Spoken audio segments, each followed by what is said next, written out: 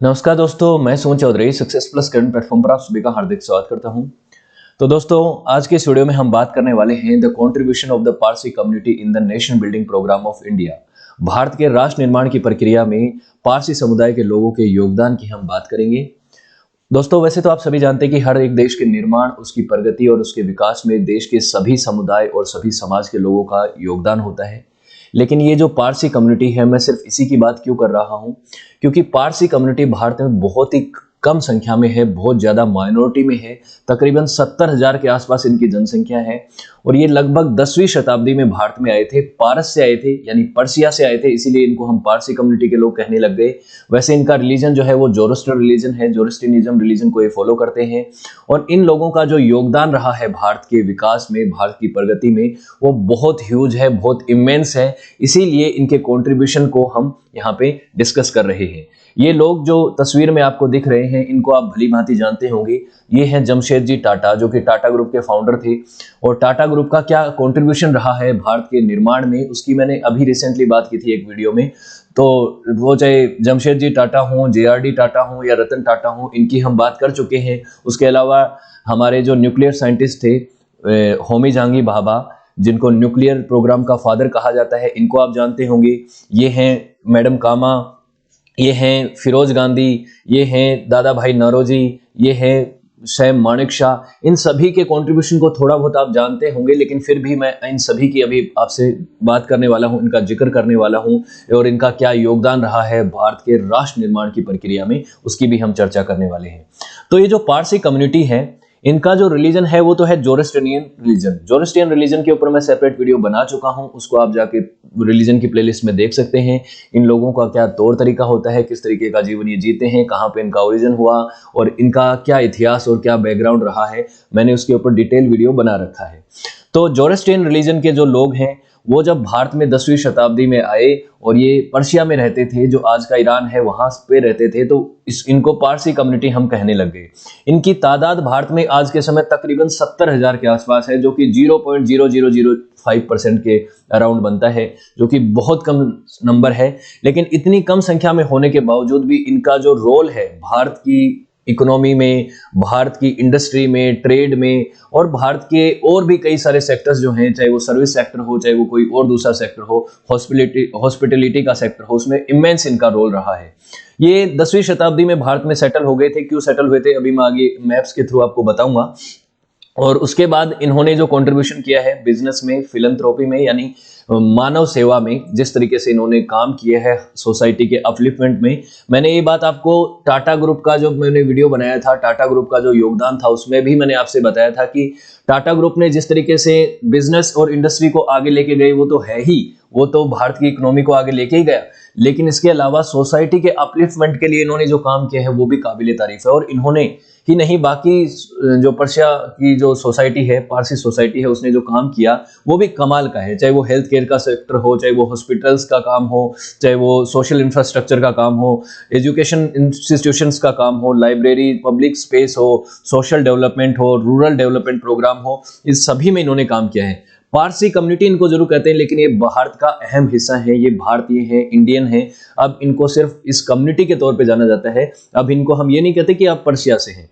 तो ये लोग जो हैं तकरीबन 10वीं शताब्दी के अराउंड यहाँ से, पर्शिया से भारत की तरफ भाग के आए थे, क्योंकि इनका यहाँ पे परसिक्यूशन हो रहा था ईरान के अंदर। अब जो है इस्लामिक रूल इस्टेब्लिश हो चुका था इस दौर में, तो उसके बाद जो है ये लोग यहाँ पे आके सेटल डाउन हो गए। लेकिन क्या इतिहास में हमेशा से ये लोग ऐसे ही थे, इतने कमजोर थे कि इनको भाग के आना पड़ा? ऐसा नहीं है। एक समय जो था, पर्शियंस एम्पायर जो है वो बहुत ताकतवर हुआ करता था। आपको मैंने पर्शियन एम्पायर का जो है एक पूरा इतिहास पढ़ा रखा है, पर्शियन एम्पायर किस तरह से काम करता था। एक समय पे दुनिया का सबसे ताकतवर साम्राज्य ये हुआ करता था। और ये जो आपको वॉलेट कलर में जो मैप दिख रहा है, ये पर्शियन एम्पायर हुआ करता था। ये पर्शियन एम्पायर जो है ये इतना बड़ा था कि ये आप देख सकते हैं कि भारत से लेके यहाँ पे हिंदू कुश की पहाड़ियों से लेके मेडिटेरियन सी तक इसका साम्राज्य हुआ करता था। और इसके बाद यहाँ पे सीधा जो ग्रीक अंपायर है वो आया करता था। और ग्रीक अंपायर और इस पर्शियन अंपायर के बीच में कट्टर दुश्मनी चलती रहती थी और कई बार तो ग्रीक्स को इन्होंने हराया है। आगे चल के जो है पर्शियन जो है वो धीरे धीरे कमजोर हुए। उसके बाद जब अलेक्जेंडर ने पर्शिया को जीता तब ये साम्राज्य खत्म हुआ। फिर अलेक्जेंडर ने, आप जानते हैं कि जिसको विश्व विजेता कहा जाता है, हालांकि उसने पूरी दुनिया को नहीं जीता था, लेकिन वो जहां तक पहुंच सकता था वहां तक जाके उसने अपनी जीत हासिल करी थी। वो भी भारत तक पहुंचा था, हिंदू कुश की पहाड़ियों से आते हुए उसने बैटल ऑफ हाइडेस्पीस में लड़ाई लड़ी थी। तो ये वो सिकंदर की बात है, अलेक्जेंडर द ग्रेट जिसको कहा जाता है वेस्टर्न वर्ल्ड में। भारत में इसको विश्व विजेता सिकंदर महान कहा जाता है, तो इसको महान का टाइटल दिया गया था। तो ये मैसिडोनिया से आके इसने पर्शिया को फतेह किया था। तो यहाँ पे जोरस्ट्रियन लोग जो थे वो हार गए, पर्शिया जो है वो हार गया। अब जोरस्ट्रियन रिलीजन जो है वो अभी भी यहाँ पे चल रहा था, और जोरस्ट्रियन रिलीजन को सिकंदर ने पूरी तरह से खत्म नहीं किया। हालांकि सिकंदर के यहाँ पे जो रिलीजन चलता था वो अलग रिलीजन था, वो ग्रेको रिलीजन था। वो ग्रेको रिलीजन भी यहाँ पे इन्फ्लुएंस होता है। लेकिन आने वाले समय में फिर से एक समय आता है जब ससेनियन अंपायर जो है वो भी अपनी पावर में आता है। ससेनियन अंपायर जो है ये सेकंड पर्शियन अंपायर था, सेकंड पर्शियन अंपायर, यानी यहाँ पे भी पर्शियन लोग रहते थे। और पर्शियन सेकंड पर्शियन अंपायर, क्योंकि ये जोरस्ट्रियन रिलीजन को मानते थे, जोरस्ट्रियन रिलीजन को ये मानते थे, तो इसके ऊपर भी मैंने सेपरेट वीडियो बना रखा है, ये भी आप जाके दे सकते हैं। लेकिन ये ससेनियन अंपायर जब अपने डिक्लाइन पे आया और यहाँ पे राशिदुन कैलिफेट जो है वो आ चुकी थी, यानी प्रॉफिट मोहम्मद के बाद राशिदुन कैलिफेट जहाँ पे 4 खलीफाओं ने रूल किया था, उसके बाद धीरे धीरे यहाँ पे भी इन लोगों का इन्होंने अटैक करने शुरू कर दिया और ये ससेनियन अंपायर भी कमजोर होता चला गया, बैजेंटाइन भी कमजोर होता चला गया।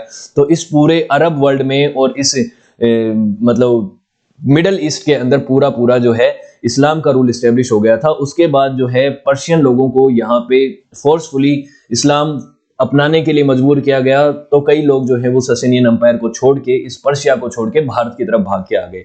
जब सऊदी अरब और ये ईरान, इराक, ये सब हिस्से जो है इन पे इस्लाम का रूल हो गया, तो उसके बाद ये लोग जो हैं यहाँ से भाग के ज्यादातर लोग जो है वो आ गए और बाकी लोगों ने यहाँ पे इस्लाम को अपना लिया। तो ये जो रीजन है आज के समय ये पूरी तरह से इस्लामिक डोमिनेटेड रीजन है। यहाँ पे इस्लाम का रूल चलता है। एक समय पे यहाँ पे बेजेंटाइन अंपायर था जो कि एक तरह से क्रिश्चियन अंपायर था। यहाँ पे एक जोरस्ट्रियन अंपायर था जो कि पारसी धर्म या जोरस्ट्रियन रिलीजन को फॉलो करता था। तो ये सब चीजें होती थी। लेकिन उसके बाद इनको 10वीं शताब्दी में भारत की तरफ भाग के आना पड़ा और ये भारत में आने के बाद भारतीय बन गए और भारतीय बनने के बाद इन्होंने भारत की सफलता में, भारत की प्रगति में अपना प्रोमिनेंट रोल अदा किया। तो जो प्रोमिनेंट पर्शियन आइकन्स हैं उनकी यहाँ पे तस्वीरें मैंने यहाँ पे शेयर करी हैं और भी आगे मैं आपसे डिस्कस करूंगा। तो बहुत से लोग हैं जिनको आप चर्चा में शामिल होते हुए देखेंगे।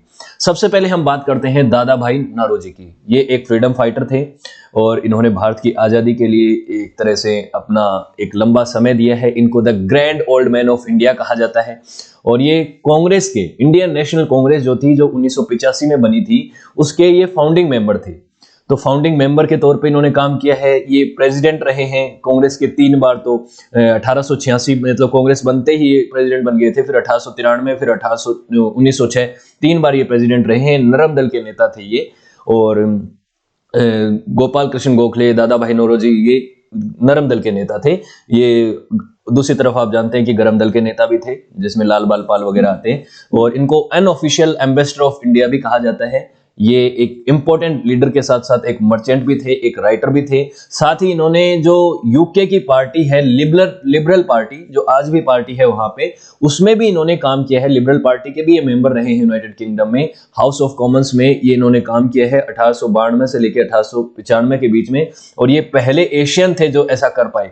तो पहले एशियन जो कि हाउस ऑफ कॉमन्स में गए 1892 से 95 के बीच में, उन्होंने लिबरल पार्टी की तरफ से पार्लियामेंट के अंदर एक तरह से सर्व किया। तो यूके के अंदर भी काम किया और उसके बाद इंडियन नेशनल कांग्रेस के अंदर भी काम किया। इस तरह से रहा है। उसके बाद अगले आते हैं फिरोज शाह मेहता। देखिए, इन लोगों की मैं बायोग्राफी यहाँ पे कवर नहीं कर रहा हूँ, मैं शॉर्ट में सबकी बात बता रहा हूँ। और इनका जो कंट्रीब्यूशन है वो, इनकी बायोग्राफी जब इंडिविजुअली हम दादा भाई नौरोजी की बात करेंगे, इनकी पर्सनल लाइफ, इनका कैरियर, इनकी पॉलिटिकल लाइफ और इनका जो योगदान रहा है उसके हम ऊपर बात करेंगे। तो अभी मैं इतना बता रहा हूँ कि क्या क्या रोल रहा है। आप जानते हैं कि फिर उसके बाद गरम दल, नरम दल का क्या योगदान रहा है वो सब आप जानते ही हैं। तो उसमें दादा भाई नौरोजी का भी योगदान रहा। उसके बाद आते हैं फिरोज शाह मुखर्जी मेहता, मेहरवानजी मेहता, सॉरी मुखर्जी नहीं, मेहरवानजी मेहता। ये जो है एक लॉयर थे, पॉलिटिशियन थे, बॉम्बे से आते थे। उसके बाद इनको नाइट का टाइटल भी दिया था ब्रिटिश गवर्नमेंट ने, भारत की जो ब्रिटिश गवर्नमेंट थी उस समय, जब ब्रिटिश राज था। उसके बाद ये 1873 में म्युनिसिपल कमीशन ऑफ बॉम्बे के म्युनिसिपालिटी जो है उसके वो भी रहे, म्युनिसिपल कमिश्नर रहे, 4 बार रहे हैं 1884, 85, 1905 और 1911 में। उसके अलावा कांग्रेस के फाउंडिंग मेंबर्स में से भी ये थे। तो 1890 में ये प्रेसिडेंट रहे थे, फर्स्ट प्रेसिडेंट रहे थे इंडियन नेशनल कांग्रेस के। उसके बाद ये जब मतलब जो इलेक्टेड जो कांग्रेस मेंबरशिप थी उसमें थे, उससे पहले ये तो हमारे दादा भाई नौरोजी और ये तो रहे ही थे। उसके बाद आगे चल के भिखाजी कामा की हम बात करते हैं। 2 सितंबर 1861 को भिखाजी कामा जो है वो एक पारसी फैमिली में पैदा होती हैं। इनकी फैमिली बहुत प्रॉस्परस थी, अच्छी फैमिली थी, उनके पास पैसा था, सब कुछ था, लेकिन इसके बावजूद भी इन्होंने उस फैमिली बिजनेस को ना ज्वाइन करते हुए भारत के फ्रीडम स्ट्रगल को ज्वाइन किया। ये बहुत प्रभावित थी भारत के नेशनलिस्ट मूवमेंट से और ये भारत को आज़ाद होता हुआ देखना चाहती थी, इसलिए इन्होंने भारत के फ्रीडम स्ट्रगल को ज्वाइन किया। इनके पिता जो थे सोराबजी जी पटेल, और इनकी वो एक बहुत वेल नोन मर्चेंट थे, एक्टिव बिजनेसमैन थे। इन्होंने एजुकेशन के फील्ड में और बॉम्बे के अंदर लोगों की सेवा में, सर्विस में काफ़ी काम किया है। काफ़ी सारे इनके फिलैंथ्रोपिक वो थे, संगठन थे। उसके अलावा भिखाजी कामा जो हैं, इन्होंने आगे चल के, इनको लैंग्वेजेस आती थी, अलग अलग भाषाएं जानती थी, इसीलिए ये देश भर में मतलब अपनी लैंग्वेज का इस्तेमाल करके नई नई चीज़ें सीख के लोगों तक पहुंचाना चाहती थी। इन्होंने अपनी वीकली मैगजीन शुरू करी थी ताकि इंडियन रिवॉल्यूशनरीज को जो है वो मतलब हर एक इंफॉर्मेशन पहुंच सके कि कहाँ पे क्या क्या हो रहा है। तो इनकी जो वीकली मैगजीन है उसको बैन कर दिया गया था इंडिया और ब्रिटेन में, लेकिन इसके बावजूद भी इन्होंने रिवॉल्यूशनरीज की मदद करी। ये हर तरीके की मदद के लिए तैयार थी, असिस्ट करने के लिए रिवॉल्यूशनरीज को तैयार थी, चाहे वो उनको रिवॉल्यूशनरीज को पैसा चाहिए हो, चाहे मटेरियल चाहिए हो, चाहे कोई आइडिया चाहिए हो, ये हमेशा उसमें मदद करने के लिए तैयार थी। इनके काफ़ी एफर्ट रहे इंडिया को आज़ादी दिलाने में, इन्होंने काफ़ी एफर्ट्स करे। तो ये एक इम्पोर्टेंट फ्रीडम फाइटर थी। उसके बाद आती है बात फिरोज गांधी की। फिरोज गांधी जो हैं, देखिए ये इंदिरा गांधी के हस्बैंड थे, मतलब अभी राहुल गांधी जो है उनके दादा थे। और इनके ऊपर मैंने एक सेपरेट वीडियो भी बनाया था कि ये कौन थे। कई लोग जो कहते हैं कि ये एक मुस्लिम थे, लेकिन ये मुस्लिम नहीं थे। ये कौन थे? ये एक पारसी थे। इनका जो सरनेम है वो गांधी नहीं था। ये जो गांधी इस्तेमाल करते हैं ये गांधी नहीं था, एक्चुअल में फिरोज जहांगीर गांधी ये इनको बोला जाता था। तो डी के बाद जो है ये स्पेलिंग इसकी क्या होती थी? GHANDY ये होता था गांधी। ये जो है सरनेम ये एक पर्शियन नेम है। तो 1912 में 12 सितंबर को इनका जन्म होता है एक पर्शियन फैमिली में, तहमूल जी नारीमान हॉस्पिटल में, जो कि एक पर्शियन हॉस्पिटल ही है। तहमूल जी ने शुरू किया था, वो भी एक इंपॉर्टेंट प्रोमिनेंट फिगर है पर्शियन सोसाइटी के, पारसी सोसाइटी के, पर्शियन नहीं पारसी सोसाइटी, मैं बोल देता हूँ बीच बीच में तो माफी चाहूंगा उसके लिए। इनके पिता का नाम था जहांगीर फोरडून। तो कई लोग कहते हैं कि जहांगीर खान था, जहांगीर खान नहीं, जहांगीर फोरडून गांधी था। और इनकी मदर का नाम था रतीमई इनका नाम, इनकी मदर का नाम था। और नाटक वाला भवन में, खेड़वारी मोहल्ला में, बॉम्बे में ये रहते थे। नौरोजी यहाँ पे रहते थे। उसके बाद इनके पिता की डेथ हो गई थी। इनके पिता हालांकि मरीन इंजीनियर थे पहले किल नेक्सन में, उसके बाद इनको प्रमोट करके वारंट इंजीनियर बना दिया गया था। लेकिन इनके पिता की मृत्यु के बाद इनका परिवार जो है वो बॉम्बे में शिफ्ट हो गया था। उसके बाद ये फ्रीडम स्ट्रगल में पार्टिसिपेट करते हैं। साल 1930 की जो अंदर जो कांग्रेस की एक यंग यूथ विंग शुरू होती है वानर सेना, उस वानर सेना का ये पार्ट बनते हैं। उसी दौरान इनकी मुलाकात जो है कमला नेहरू और उनकी बेटी इंदिरा नेहरू से होती है, जो इंदिरा गांधी जो बाद में इंदिरा गांधी बनती है इनकी वाइफ बनने के बाद। तो इंदिरा नेहरू थी उस समय तक, उनकी शादी नहीं हुई थी। नेहरू जी की बेटी थी, वो पहले प्रधानमंत्री की बेटी थी। तो उनसे इनकी मुलाकात होती है, उसके बाद उनसे इनका लव अफेयर होता है, उसके बाद ये शादी भी करते हैं। लेकिन बात ये आती है कि गांधी से गांधी कैसे बने, क्योंकि महात्मा गांधी को काफी ये मानते थे, महात्मा गांधी से इंस्पायर्ड थे। तो इन्होंने अपना सरनेम की जो स्पेलिंग है गांधी से गांधी कर ली, गांधी से गांधी कर ली। इसीलिए इनका जो है आज सरनेम जो है गांधी परिवार बनाई, जो राजीव गांधी, इंदिरा गांधी और अभी ये जो है अगली गांधी परिवार जो अगला चल रहा है अभी, राहुल गांधी, प्रियंका गांधी। ये गांधी जो है शब्द इस्तेमाल क्यों कर पा रहे हैं? क्योंकि फिरोज गांधी ने अपना सरनेम जो है वो बदल के गांधी कर लिया था, गांधी से गांधी कर लिया था। तो वैसे देखा जाए, अब कई लोग ये कहते हैं कि वो ये क्यों करते हैं, अपने आप को हिंदू क्यों बताते हैं, ये क्यों बताते हैं, वो उनका मसला है, मुझे उससे कोई लेना देना नहीं है। लेकिन मेरा ये है कहने का कि फिरोज गांधी जो है वो गांधी थे, वो पर्शियन थे और पारसी थे वो, और उन्होंने नाम चेंज करके अपना गांधी किया था। अब क्यों किया था? इससे देखो राजनीतिक फायदे भी मिलते हैं, और ये फायदा मिलने के लिए इस पर्पज से उन्होंने किया था, या फिर ट्रूली इंस्पायर्ड होके ही किया था, ये था। अब फिरोज गांधी आगे चल के पार्टिसिपेट करते हैं फ्रीडम स्ट्रगल में, और फ्रीडम स्ट्रगल में पार्टिसिपेट करने के दौरान 1930 में उनको जेल भी हुई थी, और जेल में वो लाल बहादुर शास्त्री जी के साथ में जेल में गए थे, इलाहाबाद डिस्ट्रिक्ट में, इलाहाबाद में इनको हुआ था।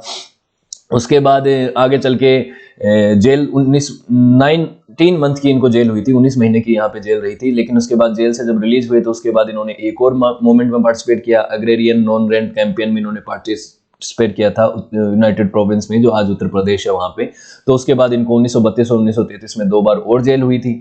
तो ये सब चीज़ें रही। उसके बाद इनकी शादी हुई, हालांकि इनके घर वाले जो है, मतलब स्पेशली नेहरू जी जो हैं, वो ज़्यादा सहमत नहीं थे इनसे शादी के मामले में, इंदिरा गांधी से, लेकिन उन्होंने शादी कर ली।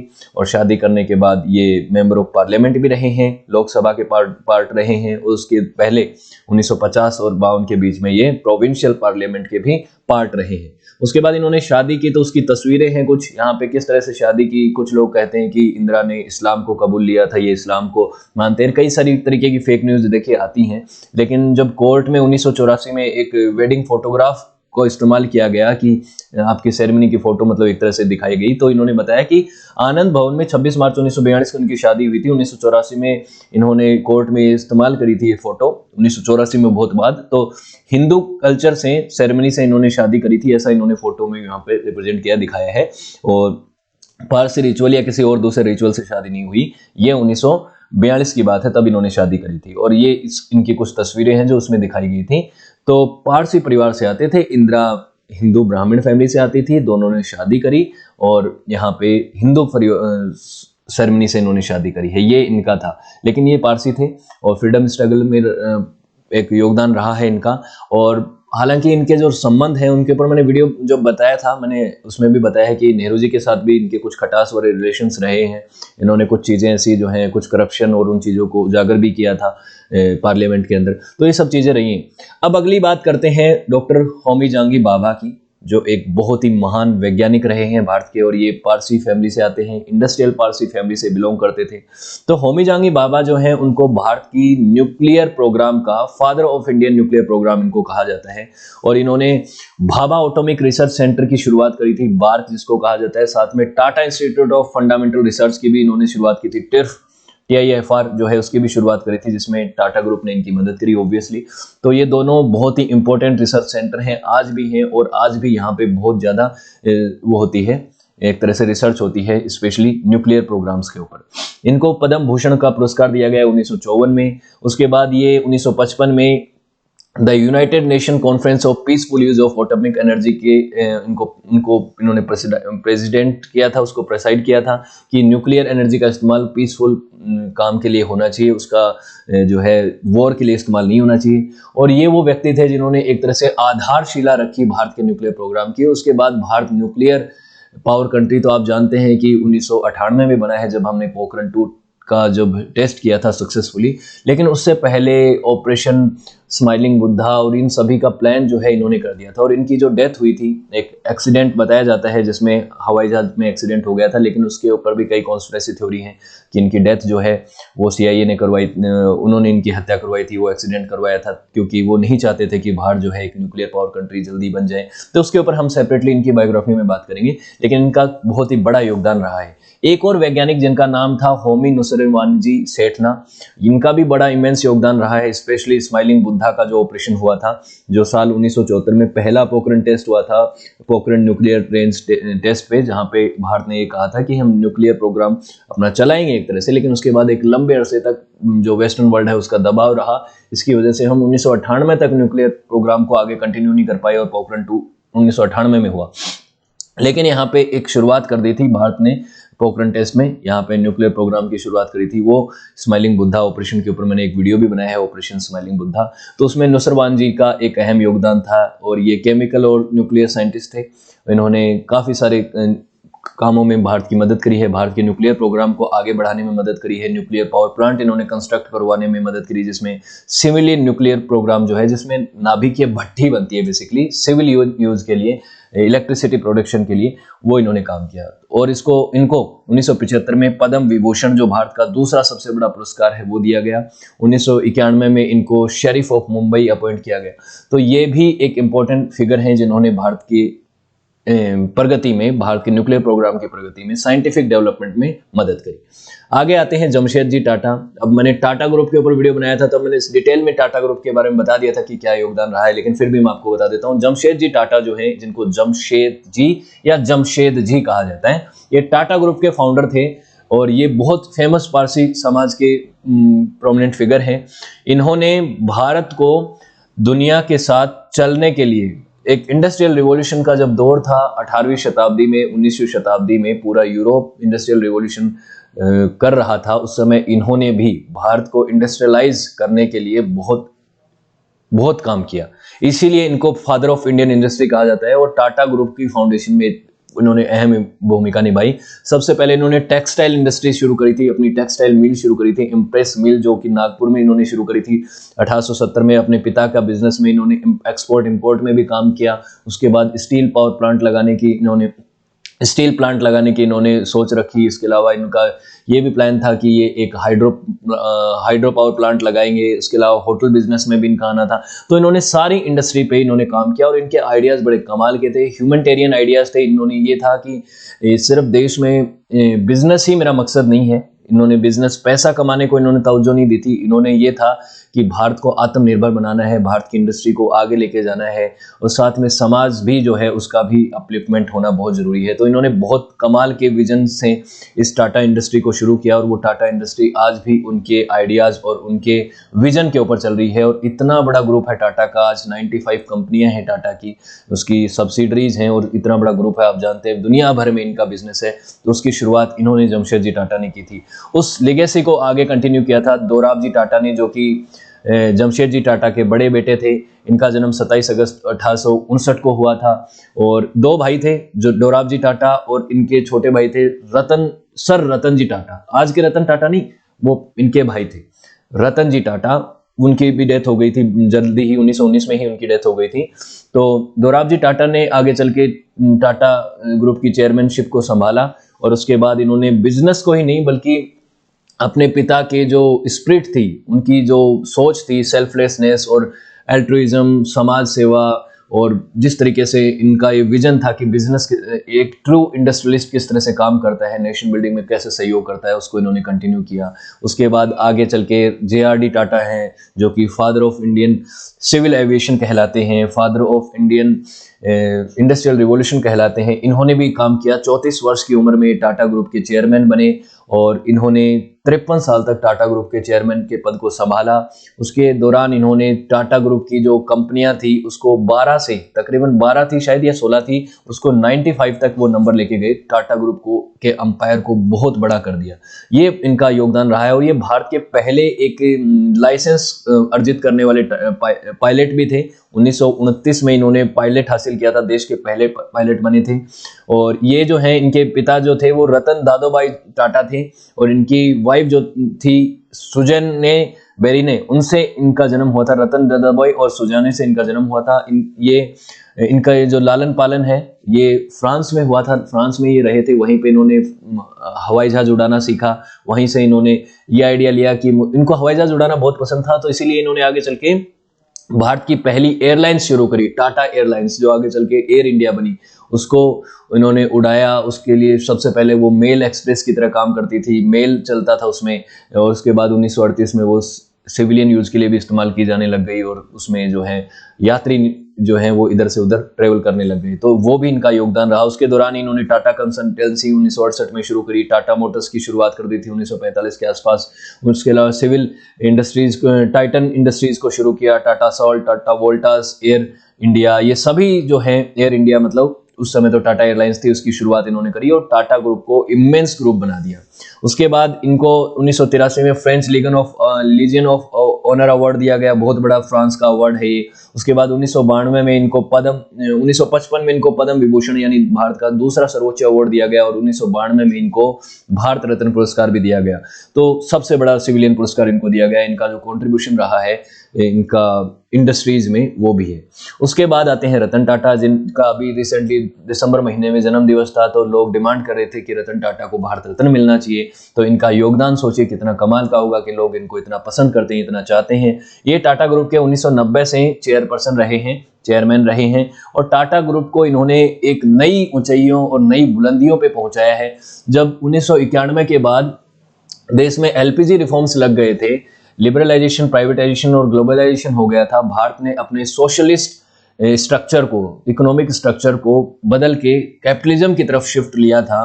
तो उस समय के बाद एक ग्लोबल कंपटीशन में टाटा ग्रुप को कैसे मैनेज रखना है और भारत के मार्केट को पूरी तरीके से फॉरेन कंपनियां कैप्चर ना कर ले, उसमें इन्होंने एक बहुत महत्वपूर्ण कदम उठाया और टाटा ग्रुप को एक तरह से कंसोलिडेट करके, टाटा सन्स का उसमें शेयर बढ़ा के और बहुत सारी कंपनियों को खरीद के इस ग्रुप को बड़ा बनाया। और टाटा ग्रुप भारत के लिए बहुत महत्वपूर्ण था। साथ ही साथ इन्होंने बहुत सारे चैरिटेबल ट्रस्ट शुरू किए। चैरिटी के माध्यम से इन्होंने देश में सोसाइटी के अपलिफ्टमेंट के लिए बहुत काम किया, चाहे वो हॉस्पिटल खोलना हो, चाहे वो ओल्ड एज हाउस खोलना हो, चाहे एजुकेशन के पर्पज से काम करना हो, हर तरीके से इन्होंने चैरिटी की है और बहुत ज़्यादा चैरिटी टाटा ग्रुप करता है और रतन टाटा करते हैं।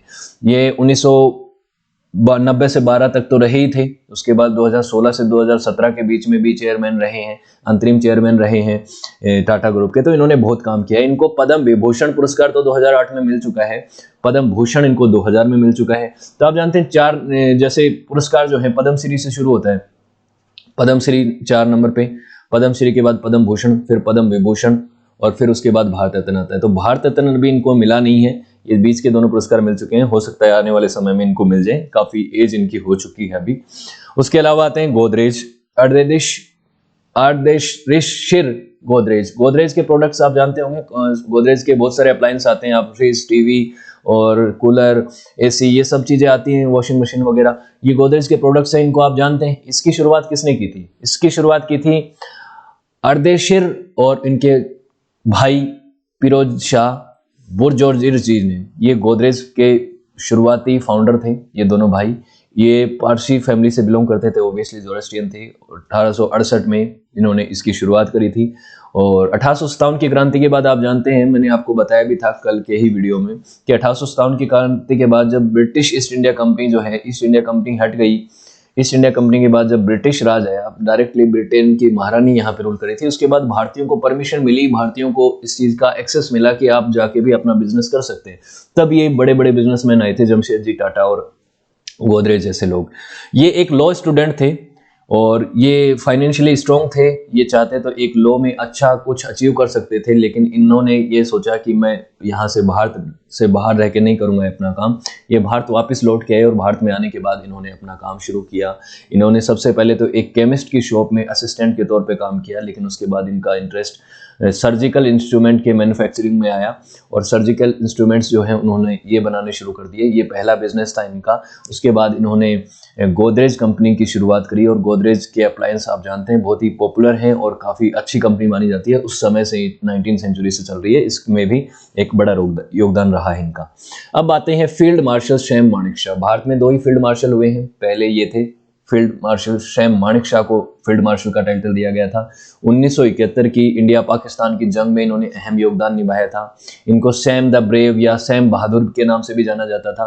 तो ये इनका योगदान रहा है। 1971 की जो जंग थी पाकिस्तान के साथ हमारी, जिसमें हमने बांग्लादेश को आज़ाद कराया था, बांग्लादेश लिबरेशन वॉर भी जिसको कहा जाता है, वो बहुत महत्वपूर्ण थी क्योंकि भारत नहीं चाहता था कि भारत के दोनों तरफ पाकिस्तान रहे, एक ईस्ट में भी और वेस्ट में भी। और अब बांग्लादेश के लोग भी खुश नहीं थे, वो भी बिल्कुल नहीं चाहते थे कि बांग्लादेश के ऊपर जो है ईस्ट पाकिस्तान का कंट्रोल रहे।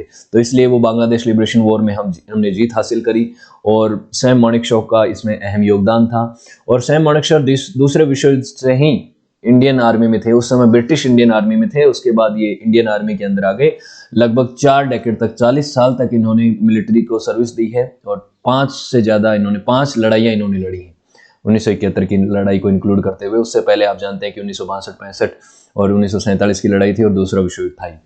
उसके बाद आते हैं फ्रेडी मर्क्यूरी। इनको भी आप जानते होंगे शायद, ये रॉक बैंड क्वीन के लीड सिंगर थे और one of my favourite singer हैं ये। इनके बहुत फेमस गाने हैं क्वीन बैंड के, बोहेमियन रैप्सोडी और ये सब गाने आपने सुने होंगे और इनके गाने बहुत पॉपुलर हुए थे उस दौर में। इनकी 4 ऑक्टेव वोकल रेंज जो है वो बहुत मशहूर है और इनके जैसा मतलब स्टेज परफॉर्मर मतलब आपको देखने को मिलेगा नहीं आज के दौर में। एक दौर था इनका, इनके दौर में, और इसके बाद जो आए आप जानते हैं कि एमजे, माइकल जैक्सन और फ्रेडी मर्क्यूरी जैसा स्टेज परफॉर्मर नहीं माना जाता इतिहास में। इतने कमाल के स्टेज परफॉर्मर थे और one of the greatest singer माने जाते हैं ये रॉक म्यूजिक इंडस्ट्री के। ये भी यहीं से थे, इनका जन्म जो है वो यहाँ की गुजराती पारसी फैमिली में हुआ था। उसके बाद ये वहाँ पे यूएसए में चले गए थे। 47 साल की उम्र में तो इनकी डेथ ही हो गई थी और क्वीन बैंड के बहुत ही कमाल के सिंगर थे और क्वीन बैंड को उस दौर में 1970 के दशक में जो सक्सेस हासिल हुई थी उसमें फ्रेडी मर्क्यूरी का योगदान बहुत अहम है। उस दौरान जब बड़े बड़े बैंड हुआ करते थे उसमें इन्होंने सफलता हासिल करी थी उस दौर में। अब बात करते हैं साइरस पूनावाला की। लास्ट नेम साइरस पूनावाला जो हैं ये सीरम इंस्टीट्यूट के फाउंडर थे। सीरम इंस्टीट्यूट 1941 में जन्म हुआ इनका। आदर पूनावाला अभी इसके सीईओ हैं, उनके ये पिता हैं। तो दुनिया की ये सबसे बड़ी वैक्सीन मैन्युफैक्चरर कंपनी है और कोरोना के दौरान इन्होंने सीरम इंस्टीट्यूट ने आप जानते हैं कि वैक्सीनेशंस बनाए थे और आज के समय इनकी जो नेटवर्थ है इस ग्रुप की वो है $19 बिलियन, जो कि इंडिया में 2021 की फॉर्चून की लिस्ट में 5वें नंबर पे आते हैं। तो ये हैं साइरस एस पूनावाला। इनके बेटे आदर पूनावाला को आपने जानते होंगे, कोरोना के समय पे कई बार ट्विटर पे वो होते थे, ट्रेंड होते थे, कई सारे ट्वीट उनके वायरल हुए थे, कई सारी चीज़ें थी उनकी। तो ये सीरम इंस्टीट्यूट के मालिक हैं। तो ये भी इनका भारत में योगदान है कि दुनिया की बहुत बड़ी इन्होंने एक तरह से मैन्युफैक्चरर कंपनी बनाई, वैक्सीन मैन्युफैक्चरर कंपनी बनाई। उसके अलावा ये और लोग भी हैं, आप जानते हैं फारूक इंजीनियर भारत के एक बहुत ही इम्पोर्टेंट क्रिकेटर हुए हैं। बोमन ईरानी एक्टर हैं, यहाँ पे जॉन अब्राहम है ये एक्टर हैं। हालांकि ये मिक्स हैं। इनके पिता जो हैं वो क्रिश्चियन थे और इनकी मदर जो हैं वो पारसी फैमिली से बिलोंग करती थी। स्मृति ईरानी हैं, ये पहले एक्ट्रेस थी, टेलीविजन एक्ट्रेस थी। उसके बाद आप जानते हैं कि मेंबर ऑफ पार्लियामेंट हैं और अभी मंत्री हैं। फालिन नरीमान जो है ये एक जूरिस्ट थे, इनको भी पद्म विभूषण पुरस्कार दिया जा रहा है, यहाँ पे दिख रहे हैं आपको। अर्देश बुर्जी टारापुरा ये एक परमवीर चक्र सम्मानित भारत के एक बहुत बड़े वो हुए हैं, मेजर हुए हैं।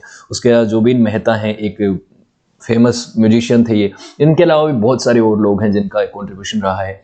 70,000 की आबादी देश में है, उसमें से इतने लोग सक्सेसफुल आपको दिख रहे हैं और इनका योगदान देखिए आप, छोटा मोटा नहीं, बहुत इमेंस कंट्रीब्यूशन इनका रहा है भारत को आगे बढ़ाने में, इसलिए मैंने इनका जिक्र किया। तो होपफुली आपको चीज़ें अच्छी लगी होंगी, क्लियर हुआ होगा सब कुछ। तो अगर वीडियो अच्छा लगा तो लाइक, शेयर और कमेंट कीजिएगा। साथ ही सक्सेस प्लस एकेडमी की ऑफिशियल एप्लीकेशन को भी डाउनलोड कीजिएगा। यहाँ पे आपको इन वीडियोस की पीडीएफ मिलेंगी, इनसे रिलेटेड वीडियोस मिलेंगे। साथ ही आप मुझसे जुड़ सकते हैं, यहाँ पे चैट सेक्शन के माध्यम से आपका कोई भी सजेशन हो, कोई भी डाउट हो, आप पूछ सकते हैं। साथ ही यहाँ पे आप जो सक्सेस प्लस एकेडमी के प्रीमियम कोर्सेज हैं उनको भी एक्सेस कर सकते हैं बहुत ही अप्रोप्रिएट प्राइस में, जहाँ पे आपको इन कोर्सेज के अंदर वीडियोस मिलेंगे, इनकी पीडीएफ मिलेंगी, इनसे रिलेटेड टेस्ट सीरीज मिलेंगी, जिससे आप अपना पूरा आकलन भी कर सकते हैं, टॉपिक को समझ भी सकते हैं। साथ ही सक्सेस प्लस एकेडमी के इंस्टाग्राम पे आपको रील्स मिलेंगी, शॉर्ट वीडियोस में आपको इन्फॉर्मेशन मिलेगी, चीज़ें आप समझ सकते हैं वहाँ पे जाके, वो भी आप यहाँ पे फॉलो कर सकते हैं। So thank you so much for watching this video. Have a good day, see you next class.